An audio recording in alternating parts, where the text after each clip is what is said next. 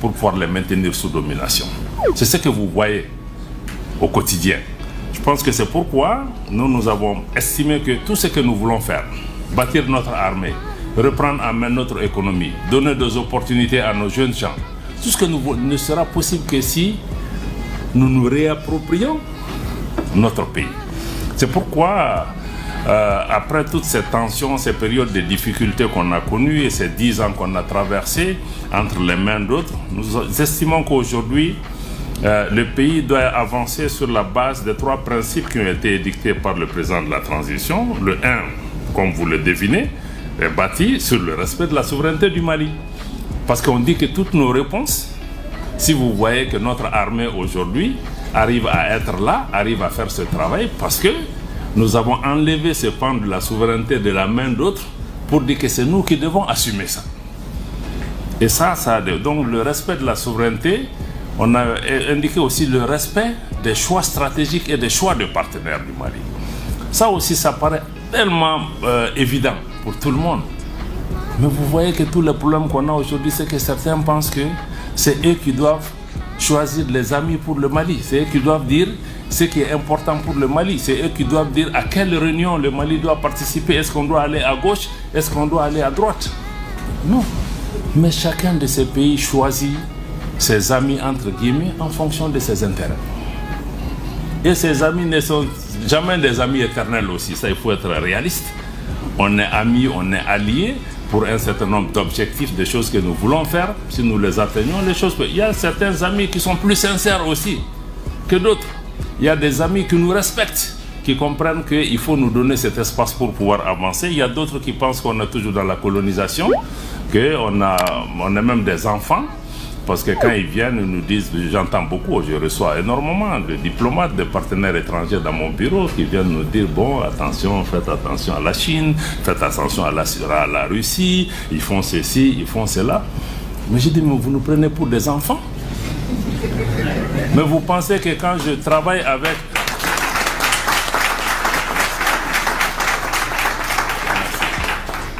Mais je dis, mais ça c'est même une insulte. Parce que tu penses que je ne suis pas capable de comprendre ce que la Chine m'apporte, ce que la Russie m'apporte, ce que la Turquie m'apporte. Et toi-même qui viens critiquer la Russie et la Turquie là, mais tu as plus de problèmes. Et je connais les difficultés. Donc je pense que venir même à un pays, prétendre, vous voyez même récemment au Niger, vous avez vu des puissances étrangères qui viennent dire aux gens, ne faites pas ce choix-là. Mais c'est pas normal. Mais quand nous faisons un choix, nous assumons avec les conséquences. Mais ce n'est pas, ne sont pas nos pères pour venir chaque fois qu'il y a des changements dans nos pays, nous dire que, ah, attention, il ne faut pas tourner à gauche, il ne faut pas tourner à droite, faites attention. Non. Mais eux-mêmes, ils ont des amis que nous, on conteste. Il y a des pays qui viennent, ils veulent nous opposer l'homosexualité qu'on n'accepte pas. Bon, donc, moi je pense qu'il faut que nous ayons le courage. Donc, et puis, le troisième pilier, donc, c'était le respect de la souveraineté, le respect de nos choix stratégiques et de nos choix de partenaires. Les choix stratégiques, c'est tous les choix que nous faisons pour développer nos pays et défendre nos intérêts. Et le dernier, c'est la défense des intérêts vitaux des Maliens. Comme je l'ai dit, ça paraît assez banal, mais on voit beaucoup de choix qui ont été faits, souvent, qui ne sont pas dans l'intérêt du pays, qui ne sont pas dans l'intérêt des Maliens. Parce que ces grandes puissances, ou certaines de ces puissances, ont trouvé le moyen de contrôler les élites dans nos pays pour faire ce qu'ils veulent qu'on fasse. On le fait souvent parce que, bon, il y a certains Maliens qui ont des intérêts économiques, financiers ou personnels dedans. Ils le font, mais ça ne bénéficie pas à la grande majorité. Donc aujourd'hui, il faut qu'on puisse changer ça. Parce que souvent, si vous regardez que même nos jeunes gens ne trouvent pas du travail souvent, mais c'est parce qu'on a fait certains choix qui bénéficient à quelques individus, mais qui privent le pays de ressources, d'opportunités. On a permis à certaines entreprises de venir agir, mais on aurait pu favoriser des entreprises nationales. On aurait pu demander aux gens de prendre des nationaux pour faire des choses. Donc c'est un peu tous ces choix. Ça a une implication quand on dit défendre les intérêts vitaux des Maliens, parce que souvent, on connaît les intérêts vitaux, mais on n'est pas prêt à se battre pour ces intérêts vitaux. Parce qu'il y a une conséquence. Quand tu veux te battre pour l'intérêt de ton pays, tu deviens la cible.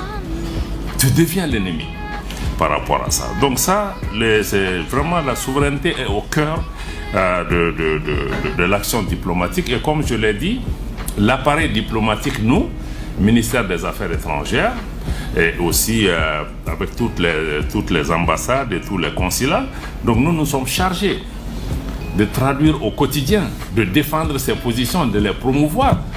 Bon, souvent si on doit clasher pour nous faire entendre, on le fera. Bon, même si l'action diplomatique demande quand même qu'on arrondisse les angles, on arrondit les angles quand c'est nécessaire, mais je vous dis, la scène internationale est marquée par tellement d'injustice et tellement de violence. Souvent, il faut sortir des chemins battus pour se faire entendre. Et c'est justement ce qu'on essaye de faire. Et quand vous voyez dans l'affirmation aujourd'hui de cette question de souveraineté et de prise en charge, ça nous a amené à tirer des conséquences et à poser des actes que vous avez vus sur le quotidien, que certains apprécient, que d'autres n'apprécient pas. Mais quand tu dis que tu veux défendre telle ou telle chose, si ça ne va pas dans cette direction, il faut être prêt à assumer. Mais en assumant aussi, chaque chose a ses conséquences. Chacune des décisions que nous avons prises, ça peut dans certains cas affecter les Maliens. Et c'est dans ce contexte que nous avons d'abord commencé par dénoncer, par exemple, les accords de défense avec la France, parce qu'ils étaient ostentatoires à la souveraineté du Mali et même contraires souvent à certaines dispositions de la constitution de notre pays. Si vous voyez certains de ces accords, même notre armée nationale, notre flotte aérienne ne pouvait pas accéder à certaines parties de notre espace aérien parce que des partenaires estiment que ils sont en train de travailler dans ces zones, nous ne pouvons pas y arriver. Mais c'est notre pays, c'est les autres qui doivent venir nous demander la permission d'entrer dans notre espace et non que le Mali demande la permission à quelque puissance que ce soit qui est assis ici, qui est venu à notre invitation, qui puisse dire que non, l'espace aérien malien, on est à Tombouctou, on est en train de faire des... Vous ne pouvez pas venir ici. Donc c'est pourquoi on a dénoncé ces accords, parce que vous voyez qu'aujourd'hui, notre armée a la pleine liberté. Nous pouvons aller partout sur notre territoire si nous le voulons. Partout. Personne ne peut nous empêcher de le faire. Mais ce n'était pas le cas. Même pour que le Mali puisse s'armer, mais il y avait une sorte d'embargo de fait. Certains ont dit oui, vous avez changé de partenaire. Mais les partenaires qu'on a ne nous permettent pas d'avancer. Ils étaient là pour pouvoir nous fragiliser et nous diminuer pour pouvoir avoir leur intérêt. Mais on va là où on trouve nos intérêts. L'opération Barkhane qui était là, c'était 2 millions d'euros par jour. 2 millions d'euros par jour. Ça, c'est combien de milliards en francs CFA? 2 milliards? Hein? 1,3 milliard de francs CFA par jour. 9 ans. 9 ans. La France n'a pas donné un seul hélicoptère au Mali dans cette période. Aujourd'hui, vous voyez le nombre d'aéronefs que nous avons pu accueillir en moins de 2 ans sur nos ressources propres au moment où le pays est sous sanctions, sous embargo et presque seul, sans partenaire.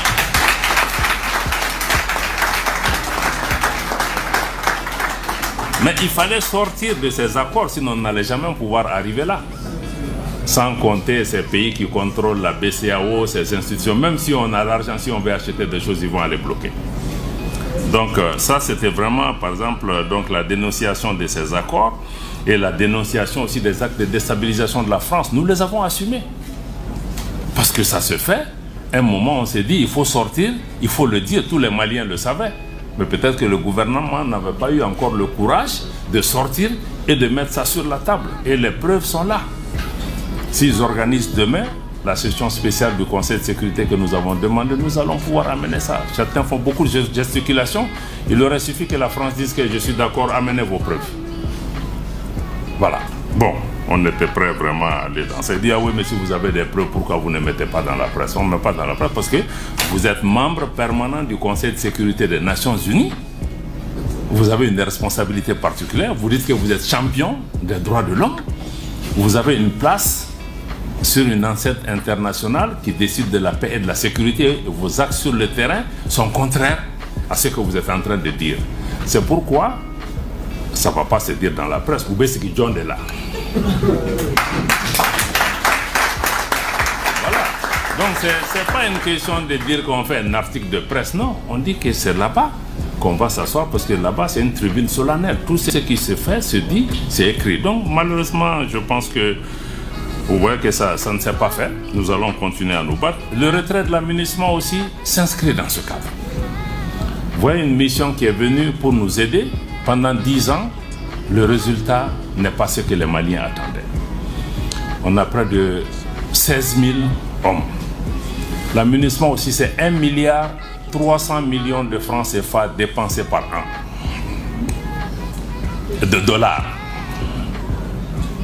De dollars, quelqu'un va donner ça en CFA. 1,3 milliard de dollars par an.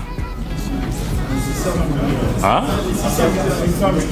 Près de 600 milliards sur 10 ans. Sur ces 600 milliards, combien sont même donnés aux Maliens? Si on nous disait même que bon, écoutez, prenez 20% de ça, nous on va même partir. Nous on se serait battu. On en serait sorti. Mais pendant ce temps, pendant ces 10 ans, quand eux ils sont venus, l'objectif essentiel, la menace au Mali, c'est une menace terroriste. On fait face à des groupes terroristes. Les Nations Unies, par doctrine, c'est que eux, c'est des missions de maintien de la paix. Quand deux pays se battent, quand deux groupes se battent, ils viennent, ils se mettent au milieu. Mais ils ne vont pas se battre.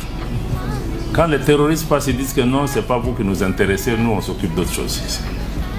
Bon, on a dit qu'après 10 ans, nous, aujourd'hui, la menace est terroriste. C'est le terrorisme qui nous tue. C'est le terrorisme qui est partout dans notre pays. Si vous voulez nous aider, vous nous aidez à lutter contre les terroristes. Mais si vous ne pouvez pas faire ça, il faut au moins nous laisser. Nous, on est en train de lutter contre les terroristes pendant ce temps. Chaque jour, il y a un rapport qui sort, Moura, on a tué ceci, on a tué des peuls, on a... Donc, non seulement ils ne nous laissent pas faire le travail qu'on veut faire pour lutter contre les terroristes, mais ils ont commencé à constituer un obstacle pour faire ce que nous voulons faire. Donc, on a dit à un moment, il faut qu'on en tire la conclusion. Il faut qu'on en tire la conclusion, qu'on y mette fin, mais ne nous trompons pas. Quand on dit l'aménagement part aussi, bon, on reconnaît les sacrifices. Il y a eu plusieurs centaines de soldats qui sont morts.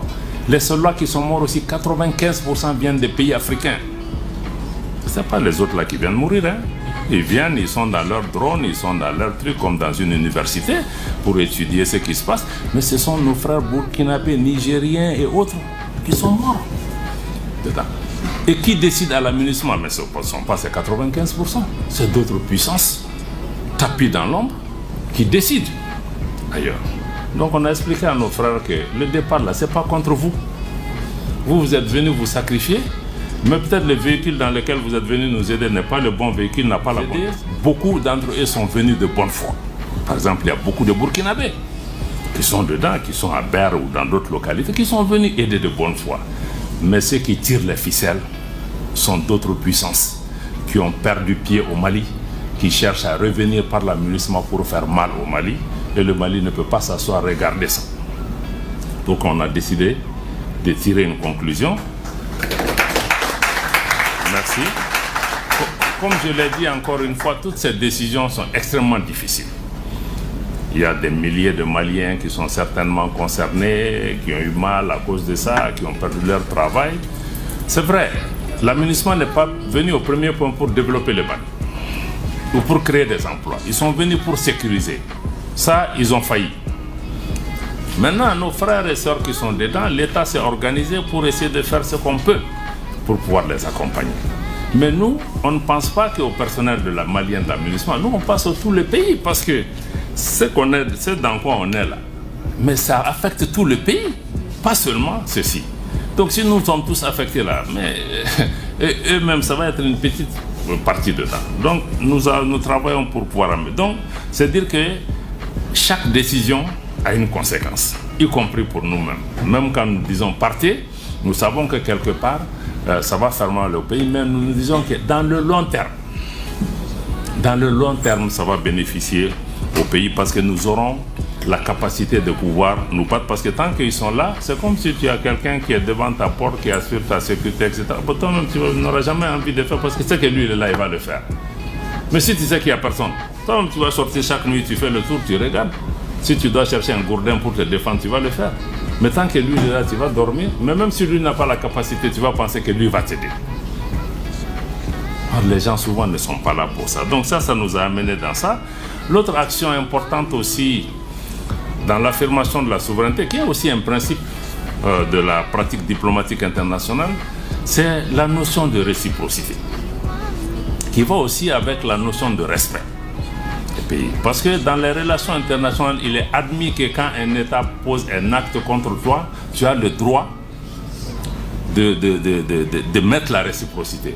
Si tu renvoies mon ambassadeur, je renvoie ton ambassadeur. C'est le seul code pour se comprendre. Parce que quand quelqu'un vient, il marche sur ton pied là, toi tu cries, tu passes, il va revenir, il va marcher dessus encore. Donc c'est pourquoi nous, on a décidé qu'on met là. Bon, certains disent oui, mais même pour le problème de visa avec la France. Vous imaginez que vous êtes dans un pays. Vous découvrez sur les réseaux que le consulat de France met que oui, nous on a fermé pour des considérations de tension dans la région. On ne donne plus de visa au Mali. D'ailleurs, tous nos consulats sont fermés.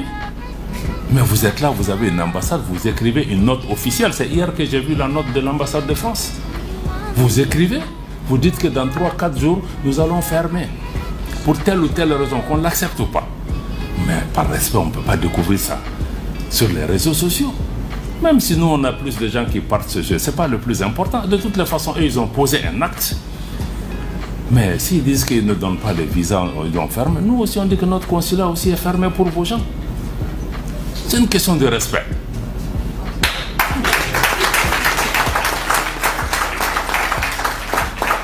Parce que si tu ne mets pas la réciprocité, ça veut dire que tu admets que lui, il vaut mieux que toi. Je dépends plus de... Or, la dignité, le respect, là, ça se mérite. Mais il y a une douleur dedans, c'est vrai. Mais ça se mérite. Mais, mais vous pensez que ces gens-là qu'on a même... nous-mêmes, on ne se considère pas. Mais ces pays-là, on pense qu'ils n'ont pas besoin de nous. Mais ils ont besoin de nous autant qu'on a besoin d'eux. S'ils sont là, c'est qu'ils ont quelque chose à gagner. Sinon, ils ne seraient pas là. Donc nous-mêmes, on considère que nous, on ne vaut rien. Bon, nous, on a besoin de... Même s'ils font ça. Donc moi, je crois que la réciprocité est une donnée importante. C'est la même chose pour la compagnie Air France. On se lève une compagnie, vous avez des conventions. Il y a des gens qui quittent les États-Unis, ils sont dans l'avion avant d'arriver à Paris, tous les vols sont annulés, ils sont à Tunis encore, ils n'ont pas pu arriver ici. La compagnie se lève seulement, dit que nous on a fermé parce qu'on a des problèmes avec le Mali. Alors il n'y a aucun...